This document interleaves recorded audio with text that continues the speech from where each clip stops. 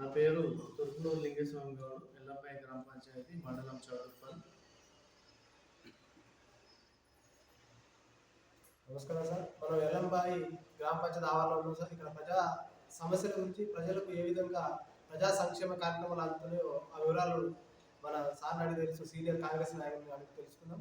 Sir, ప్రజాపాలన వారసత్వాలు నిర్వహిస్తున్నారు sir. ఆ ప్రజాపాలన వారసత్వాలు 6 గ్యారెంటీలు మన గ్రామ పంచాయతీకి ఏ విధంగా అందినాయి సార్? ఇప్పుడు కాంగ్రెస్ ప్రభుత్వం చేపట్టినటువంటి ప్రజాపాలన భాగంగా ముందుగా కాంగ్రెస్ ప్రభుత్వం చేపట్టినటువంటి 6 గ్యారెంటీల అమలులో భాగంగా మనకు మొదటగా ఉచిత మహిళా బస్సు ప్రయాణం పెట్టి మహాలక్ష్మి పథకం, అదేవిధంగా గృహలక్ష్మి పథకం, అదేవిధంగా మహిళలకు 500కే ఉచిత గ్యాస్ సిలిండర్ పథకం, అదేవిధంగా రేపు రైతు భరోసా, అంటే మొత్తం మీద ఈ 6 గ్యారెంటీలలో భాగంగా ముందడుగు వేస్తూ ఇప్పటికే 2-3 కంప్లీట్ అయినవి. ఇప్పుడు సంక్రాంతి కానుకగా రైతు భరోసా ఒకటి, రేషన్ కార్డు కూడా ఇవ్వడం జరుగుతున్నది. సార్, ఈ 6 గ్యారెంటీలు అమలులో 6 అమలైనయా సార్? అమలైతే ఏ విధంగా ప్రజలకు చేరువలో ఉంది సార్ మన పథకాలు? ప్రజెంట్ మనకు వచ్చిన సంవత్సరం 12-13 వ్యవధి కాలంలోనే ఇప్పుడు కాంగ్రెస్ చేపట్టినటువంటి 6 గ్యారెంటీల అమల్లో భాగంగా మనకి ఇప్పుడు 3 కంప్లీట్ అయినవి. ఇంకా మునుముందు ఈ కాంగ్రెస్ ప్రభుత్వంలోనే మునుముందు ఇంకా 1 year 2 year గ్యాప్లోనే ఈ మిగతా పథకాలు కూడా అమలు చేస్తారని ప్రజలు గట్టిగా నమ్ముతున్నారు. అమలు చేస్తామని కూడా కాంగ్రెస్ పార్టీ మీద నమ్మకం ఉన్నది సార్. అలాగే సార్, రైతుల్లో ప్రధానమైన డిమాండ్ ఏంటి సార్? రైతు బంధు రావట్లేదు, అలాగే రైతు రుణమాఫీ పూర్తి కాలేదు అంటున్నారు సార్. మరి మీరు ఒక సీనియర్ నాయకుడిగా ఈ రైతులకు ఏ విధమైన రైతు బంధు ఏ టైంలో ఇస్తారు, అదేవిధంగా రైతు రుణమాఫీ పూర్తయ్యే కార్యాచరణ ఏమైనా ఉందా సార్? కాంగ్రెస్ పార్టీ ఇచ్చిన మాట ఖచ్చితంగా నెరవేరుస్తుంది. ఈ రైతు బంధు, రైతు రుణమాఫీ అనేది ఏకకాలంలో 2 లక్షల రుణమాఫీ చేసిన ప్రభుత్వం ఏదైనా ఉందంటే మన కాంగ్రెస్ ప్రభుత్వమే ఉన్నది. అందులో భాగంగా కొంతమందికి ఆధార్ కార్డులో మిస్టేక్ కానీ కొన్ని చిన్న కారణాల వల్ల రాలేదు తప్ప ప్రభుత్వం ఏకదాటిగా 2 లక్షల రుణమాఫీ ఖచ్చితంగా చేస్తుంది. అదేవిధంగా రైతు బంధు కూడా మిగతా గత పాలనలో గుట్టలకు, రాళ్లకు 100 ఎకరాలు, 50 ఎకరాలు మంత్రులకు, ఎమ్మెల్యేలకు దారదత్తం చేసినటువంటి గత ప్రభుత్వం ఈ కాంగ్రెస్ ప్రభుత్వం ఆ విధంగా కాకుండా నేడు అంటే నిజమైన రైతులు ఎవరు, నిజమైన రైతులు ఎన్ని ఎకరాలలో సాగు చేస్తున్నారు, వాళ్ళన్ని గుర్తించి వాళ్ళకి రైతు బంధు ఇవ్వాలని ప్రభుత్వం చెప్తున్నది. ఆ విధంగా చేస్తేనే మన రైతులు మేలు జరిగే విధంగా ఉంటుందని కూడా నేను ఖచ్చితంగా నమ్ముతున్నాను సార్. సంక్షేమ పథకాలలో రేషన్ కార్డు నిరుపేదలకు, పేదలకు అందాలి సార్. అవి ఉంటేనే పథకాలు వర్తిస్తాయి అనేది నానుడి సార్.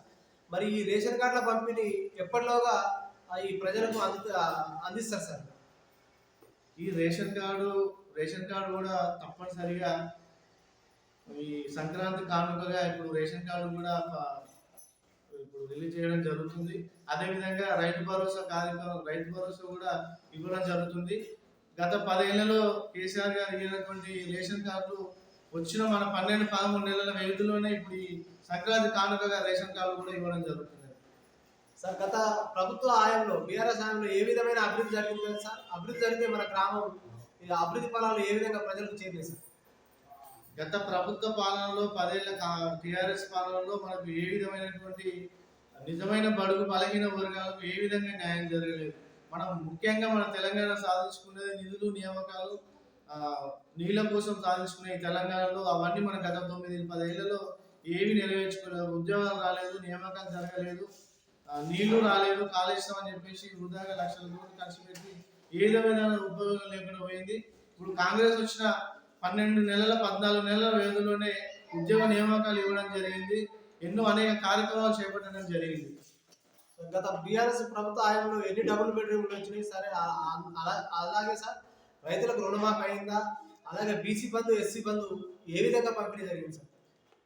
ఇప్పుడు గత ప్రభుత్వంలో ఇక్కడ డబుల్ బెడ్రూమ్ అయితే ఎవ్వరికి రాలేదు. ఆనాడు ఇందిరమ్మ ఇల్లు పెట్టినటువంటి ప్రతి ఊరు, ప్రతి పల్లె, ఏ గడపకి ఎక్కడ పోయినా కానీ ఇందిరమ్మ ఇల్లు అనేది కనిపిస్తుంది. కానీ ఇప్పటి వరకు డబుల్ బెడ్రూమ్ ఇల్లు ఎవరికి రాలేదు. ఇక్కడ మా దగ్గర కాదు, మా ఈ కాన్స్టిట్యూన్సీలో కూడా నాకు తెలిసి ఎవరికి రాలేదు. ఈ మునుగోడు కాన్స్టిట్యూన్సీ మొత్తంలో సార్. ఇప్పుడు ప్రజాపాలనలో భాగంగా పేదలకు నిరుపేదలకు ఇల్లు అందిస్తామంటున్నారు సార్. అది నియోజకవర్గానికి 3,500 ఇల్లు పంపిణీ జరుగుతుంది సార్. మరి ఏ ప్రాతిపదికన పేదలకు నిరుపేదలకు ఆ ఇందిరమ్మ ఇళ్ళను అందిస్తారు సార్? ఇప్పుడు ఇందిరమ్మ ఇళ్ళ పథకాన్ని తీసుకురావడం జరిగింది. నిజమైన పేదలు ఎవరు, నిజమైన ఇల్లు లేని వాళ్ళు ఎవరున్నారో వాళ్ళని గుర్తించి అనేక రకాలుగా నిజంగానే వాళ్ళకు ఇది కూలిపోయిన ఇల్లులో ఉంటున్నారు, లేకుంటే జాగా ఉన్న ఇల్లు లేని వాళ్ళను గుర్తించి ఏ పక్షపాతం లేకుండా నిజమైన పేదలకు ఇల్లు అందాలని చెప్పేసి ఇందిరమ్మ కమిటీ వేసినారు. ఆ కమిటీ ఆధారంగానే అందరినీ పరిశీలన చేసి అందరికి న్యాయం జరిగేలా నిరుపేదలకు ఇల్లు అందేలా చేస్తామని కూడా మేము చెప్తా ఉన్నాం సార్. గత ప్రభుత్వం అంటే బీఆర్ఎస్ కాంగ్రెస్ కు తేడా ఏంది సార్? బీఆర్ఎస్ కు కాంగ్రెస్ కంటే బీఆర్ఎస్ అనేది కుటుంబ పాలన, కాంగ్రెస్ అనేది ప్రజాపాలన. అంటే ప్రజల మేలుగోలే పాలన, ప్రజల కొరకు పనిచేసే పాలన, ప్రజా ప్రభుత్వం. మన ముఖ్యమంత్రి రేవంత్ రెడ్డి గారు మన నాయకుడే కాకుండా మనకు సేవలుగా ప్రజలకు ఎన్నో మేలు చేసే విధాలుగా ముందడుగు వేస్తున్నారని ఈ సందర్భంగా తెలియజేస్తాము సార్. త్వరలో స్థానిక సంస్థల ఎన్నికలు రాబోతున్నాయి సార్. ఎన్నికలంటే మద్యం డబ్బు ఏర్లై పారు సార్. దీని కట్టడికి మీ పార్టీ పక్షాన ఒక సీనియర్ నాయకుడిగా మీరు ఏ విధమైన ఓటర్లకు సూచన సలహాలు ఇస్తారు సార్? ఓటు అంటే మనకు అంబేద్కర్ కల్పించినటువంటి ఒక ఆయుధం. ఈ ఆయుధాన్ని మనం ఓటర్లకు, డబ్బులకు, మందులకు అమ్ముకోకుండా నిజమైన వ్యక్తి ఎవరు, నిజమైన మనకు సేవ చేసే వ్యక్తి ఎవరు అనేది గుర్తించి ప్రజలు దీన్ని గమనించి ఒక నాయకుడిని, అంటే నాయకుడిగా మన సేవకుని ఎన్నుకోవాలని నేను ఈ సందర్భంగా తెలియజేస్తా ఉన్నాను. మన గ్రామం అభివృద్ధి చెందాలన్నా, మండలం అభివృద్ధి చెందాలన్నా, జిల్లా అభివృద్ధి చెందాలన్నా ఇక్కడ ఓటర్లకు చైతన్యం రావడానికి అంటే ప్రధానంగా ఏంటంటే యువత బాగా పెడదారి పట్టే అవకాశాలు ఉన్నాయి సార్. మత్తుకు బానిసైతుంది సార్. ఈ మత్తు పదార్థాల నియంత్రణకు మన ప్రభుత్వం ఏ విధమైన చర్యలు చేపడుతుంది సార్? నేడు యువత డ్రగ్స్కు, మత్తుకు చాలా అలవాటు అయినది. అదేవిధంగా ఇప్పుడు మన కాంగ్రెస్ ప్రభుత్వం కూడా రేవంత్ రెడ్డి గారు దాని మీద సీరియస్ యాక్షన్ తీసుకొని ఎక్కడికక్కడ కట్టడి చేసి ఈ మత్తుకు ఈ విధంగా బానిస కాకుండా అన్ని సరిహద్దుల్లో మనకు హైదరాబాద్ ఎంట్రీ కాకుండా కాలేజీ దగ్గర ఎక్కడైనా కానీ ఈ ప్రభుత్వం వచ్చి నుంచి కొంచెం చాలా తగ్గిందని కూడా నేను సందర్భంగా తెలియజేస్తున్నాను సార్. ప్రధానంగా ఊర్లో మౌలిక సదుపాయాల మీద ప్రధానమైన దృష్టి ఉంటుంది సార్. ఈ గ్రామ అభివృద్ధి చెందాలంటే ఓటర్లకు రాబోయే స్థానిక సంస్థల ఎన్నికల్లో ఏ విధమైన సూచన సలహాలు ఇస్తారు సార్ ఒక సీనియర్ నాయకుడు? ఇప్పుడు ఈ గ్రామం అభివృద్ధి చెందాలంటే మనకు ముఖ్యంగా కావాల్సింది ఏంటంటే రోడ్లు కానీ, మనకు మంచినీటి సమస్య కానీ, డ్రైనేజ్ సమస్య ముఖ్యంగా ఈ గ్రామాలలో ఉంటాయి.